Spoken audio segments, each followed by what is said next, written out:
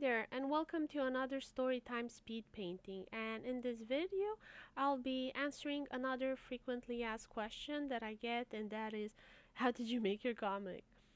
Also, thank you so much for all the support and enthusiasm you've shown for my comics. So glad you enjoy the stories and the characters and the world.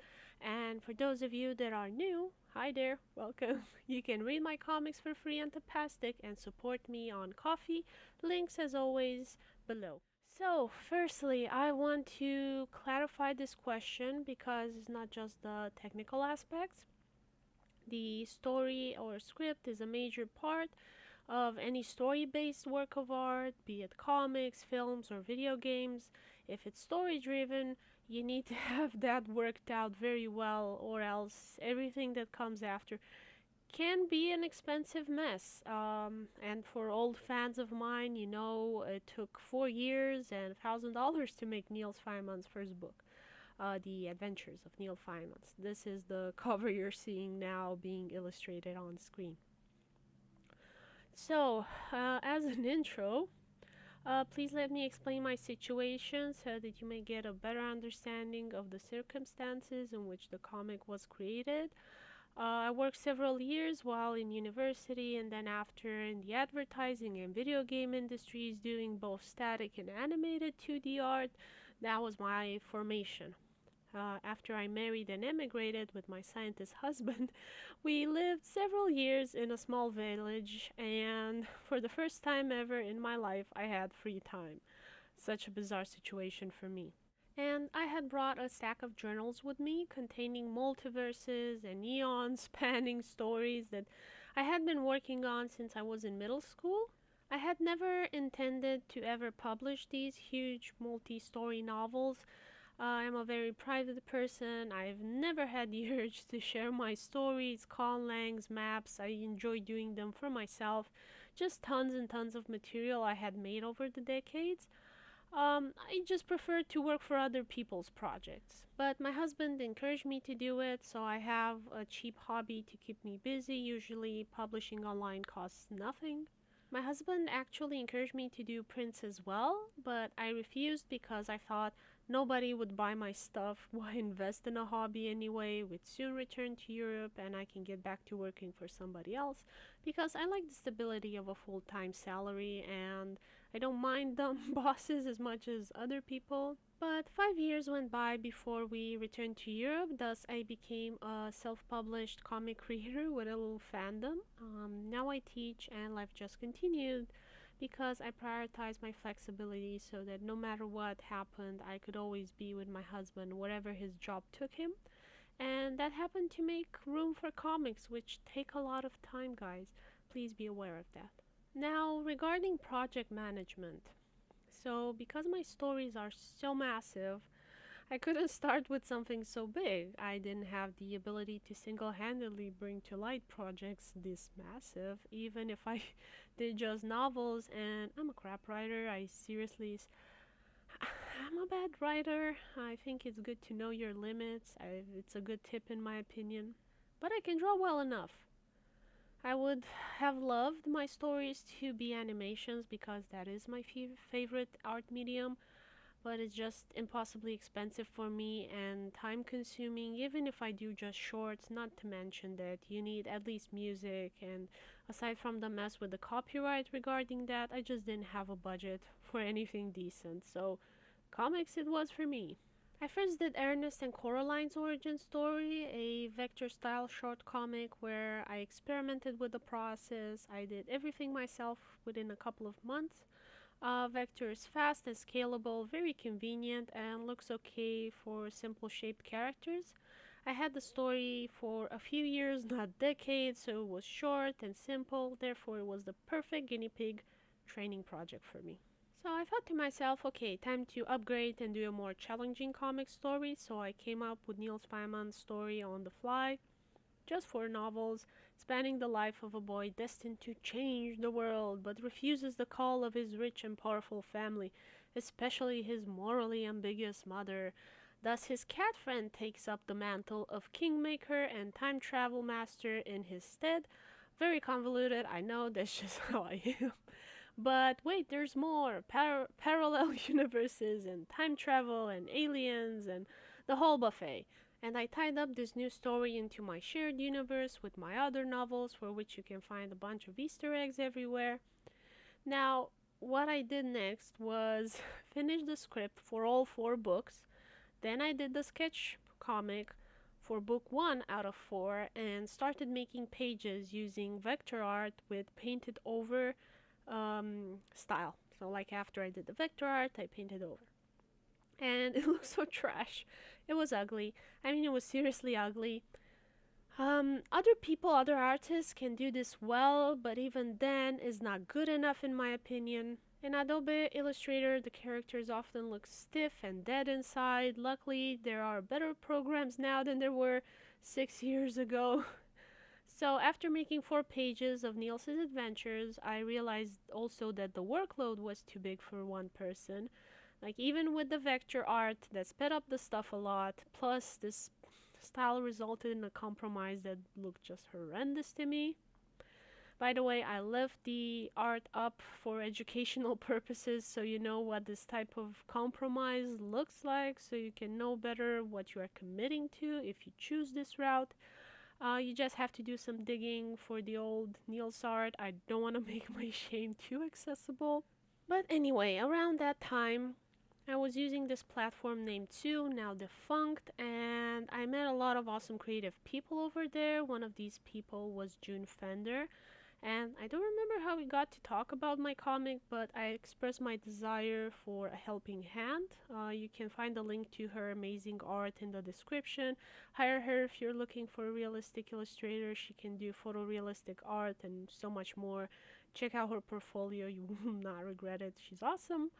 Um, so I knew my stories were not going to be interesting to a wide audience because my whole life I've had people complain to me that, oh, I'm nerdy, oh, I'm weird, oh, I'm a bookworm, etc. Therefore, I knew whatever I would make would not be commercially successful because it would have a very niche appeal. Thus, if my story was going to be boring, crap, bad, weird, whatever, the point I'm trying to make is I couldn't compromise on the art quality. The story alone would not carry the product to any measure of what we would consider success, and yes, a comic book is a product, film is a product, a lot of stuff is a product. If it's selling, it's a product. So you kind of have to have that in mind. Anyway, and so I asked June to make the line art for my comic book because one, she's amazingly skilled and talented at it. Two, she is super fast, and by the way, we did like 1 page every week. It's not like a Korean Japanese level of fast, but it is fast by European standards as far as I know. Like I said, she's super fast, and thus she's a bit messy, but the big advantage is number three, I am free from wasting time fussing with the line art. I rather clean her line art than beat myself up for drawing hands badly or not being consistent with the faces.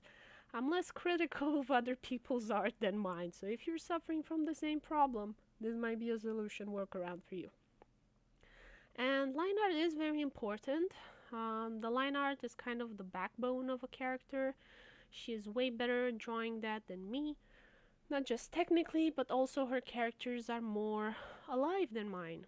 While my sketches are very lively and fun and sweet, when I transfer to line art, I always lose some of their liveliness. I'm not sure how I'm losing that, but they end up looking like creepy puppets, or at least that's what I think. And she took on this burden so I wouldn't have to deal with that stress and tension, freeing me to focus on the whole bunch of the rest of the stuff: coloring, shading, text, script, storyboard, historical accuracy, because I was doing some historical stuff as well, advertising, publishing, fandom management. There's just so much stuff to do.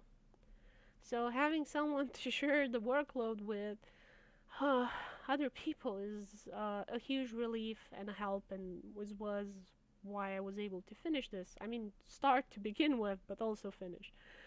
Um, Also, we realized with this comic that I'm better than her at spatial orientation and drawing buildings. So, for the other books, I'll be doing the backgrounds entirely. Each person has their strengths and weaknesses, and I think it's more efficient to work in accordance with that. So, now to discuss the technical stuff. We started doing the comic using Photoshop, but quickly switched to Clip Studio Paint, and you can notice a visible upgrade in quality because of that. And the reason is Clip Studio Paint has a lot of features dedicated to comic book making. And you can check my tutorials for more details on that. I also make comparisons to other programs as well to explain what is better about Clip Studio Paint, and you can also see my live streams for step by step on how we do our comic series. I'm making all this YouTube content because I want to help people avoid the problems that I had. So let me know in the comments below if this is helpful or not. If you have any other questions or suggestions, I'm always open to your guys' feedback. And initially, I calculated it would take 2.5 years to finish all 6 chapters, each 24 pages of story, and then some other content. But it ended up being 4 years, not 2.5, because of fatigue, sickness, which I have anticipated for whenever we had problems or holidays. I'd publish extra behind the scenes and holiday content. Fan art from my small following. You guys is awesome. You just given me so many fun illustrations. I cherish them all. Um, I also published Q&As and managed thus to avoid burnout for 4 years and finished book 1 of 4. Pat pat us on the back.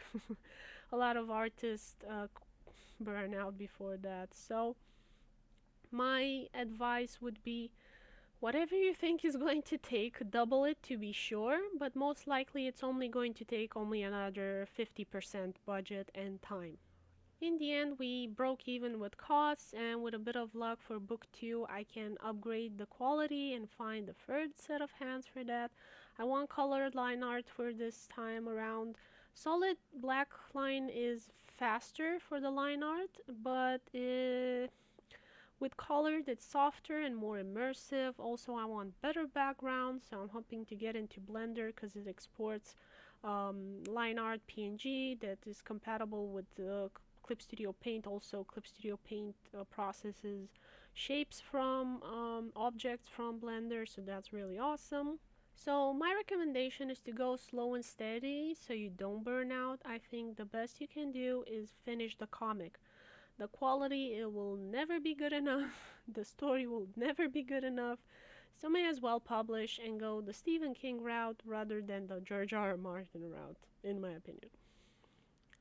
Regarding publishing, we published on Tapas, a new page each week on Sunday for 4 years. And I've seen many great artists way better than me burn out and never finish. And nobody is ever gonna buy half a story, so all they invested will probably never be recuperated. They got some donations maybe from hopeful fans that wanted to see the end, and it's a shame a lot of them never will. But most were nice and understanding and continue to stand by their artists in the hopes that maybe someday they will get closure for those stories. Like, don't ever be toxic. That will not convince any artist to finish your favorite story. Your best bet is to be helpful, supportive, positive, blah blah blah. Maybe guilt trippy a bit. Secret between us. Um, and even though I'm not the kind to flop out of a project, I would rather post subpar content than abandon a project. I am understanding of creators like George R. R. Martin, and he is a very famous example of burnout, flop, or maybe confusion. Whatever his reasons are, the poor guy is 70 years old. He shouldn't be working. He should be enjoying the rewards of working for his whole adult life, my opinion. Like, seriously, take care of your health and spend time with your loved ones. Live your life as much as you can.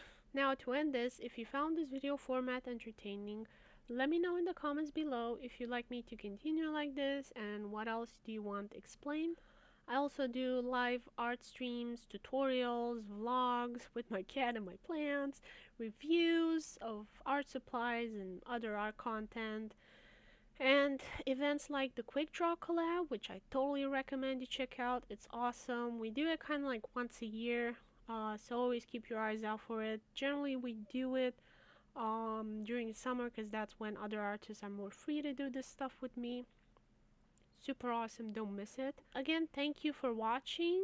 You can find me on Twitter, Instagram, Facebook, Discord. You can buy my art on Lulu, Society6, and Redbubble. And now you can even commission me on Fiverr. So yeah, thank you for watching. Hope you've enjoyed it. Hope you found it useful. Cheers and hope you have a lovely weekend. Bye bye everyone.